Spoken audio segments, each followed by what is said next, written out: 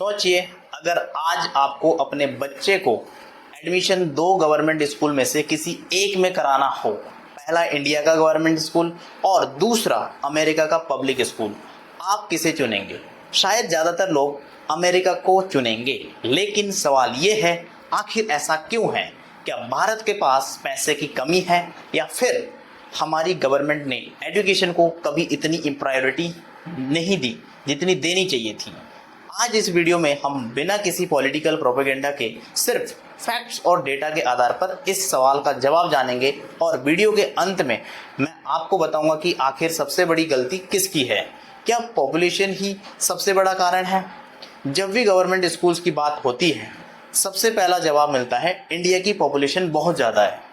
हाँ, ये बात सही है, इंडिया की पॉपुलेशन 140 करोड़ से भी ज़्यादा है, जबकि अमेरिका की पॉपुलेशन करीब 34 करोड़ है। यानी इंडिया को अमेरिका के मुकाबले कई गुना ज़्यादा स्टूडेंट्स के लिए स्कूल्स, टीचर्स और इंफ्रास्ट्रक्चर तैयार करना पड़ता है। ये बात सच है, लेकिन एक सवाल, अगर पॉपुलेशन ही सबसे बड़ा कारण होता तो चाइना भी आज इसी स्थिति में होता। लेकिन चाइना ने पिछले 30 सालों में एजुकेशन पर लगातार इन्वेस्टमेंट किया और आज उसके कई पब्लिक स्कूल्स दुनिया के बेस्ट स्कूल्स में गिने जाते हैं। मतलब पॉपुलेशन एक चैलेंज है, लेकिन बहाना नहीं। सबसे बड़ी गलती किसकी है? अब बात करते हैं असली मुद्दे की, गवर्नमेंट प्रायोरिटी। हर इलेक्शन में रोड्स, इलेक्ट्रिसिटी, वाटर और फ्री स्कीम्स की बात होती है, लेकिन गवर्नमेंट स्कूल्स, टीचर क्वालिटी और स्कूल इंफ्रास्ट्रक्चर पर कितनी बार बहस होती है? बहुत कम, ना के बराबर। यही सबसे बड़ी प्रॉब्लम है। आज भी देश भर में हजारों टीचर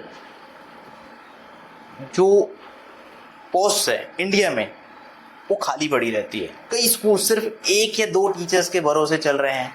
कई जगह साइंस लैब सिर्फ नाम की है, कंप्यूटर लैब है लेकिन कंप्यूटर्स काम नहीं करते। स्मार्ट क्लासरूम बना दिया गया है लेकिन इंटरनेट ही नहीं है। तो सवाल ये है, क्या सिर्फ बिल्डिंग बना देने से एजुकेशन बेहतर हो जाएगी? बिल्कुल नहीं। बजट की क्या सच्चाई है? अब कुछ लोग कहेंगे कि गवर्नमेंट एजुकेशन पर पैसा नहीं खर्च करती। ये बात पूरी तरह सही नहीं है। हर साल एजुकेशन सेक्टर पर लाखों करोड़ों रुपए खर्च किए जाते हैं, लेकिन प्रॉब्लम बजट नहीं बल्कि इम्प्लीमेंटेशन है। कई प्रोजेक्ट्स समय पर पूरे नहीं होते, कई जगह फंड्स रिलीज होने के बाद भी काम अधूरा रह जाता है और इसका नुकसान सीधे स्टूडेंट्स को उठाना पड़ता है।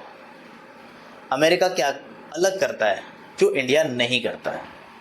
अमेरिका में पब्लिक स्कूल्स को लोकल गवर्नमेंट, स्टेट गवर्नमेंट और फेडरल गवर्नमेंट तीनों से फंडिंग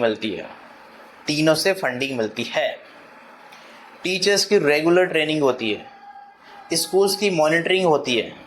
स्टूडेंट को सिर्फ एग्ज़ाम के लिए नहीं बल्कि critical thinking, communication skills, problem solving और प्रैक्टिकल लर्निंग भी सिखाई जाती है। बट इंडिया में ऐसा नहीं होता है। यही वजह है उनका एजुकेशन सिस्टम ज़्यादा मॉडर्न दिखाई देता है। क्या भारत के गवर्नमेंट स्कूल्स खराब हैं? तो इसका आंसर नहीं, ऐसा नहीं।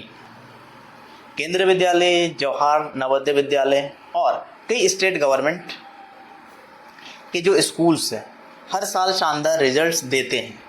इन्हीं स्कूल से पढ़े स्टूडेंट्स आईआईटी, एम्स, यूपीएससी और एनडीए जैसी कॉम्पिटिटिव एग्जाम्स क्रैक करते हैं।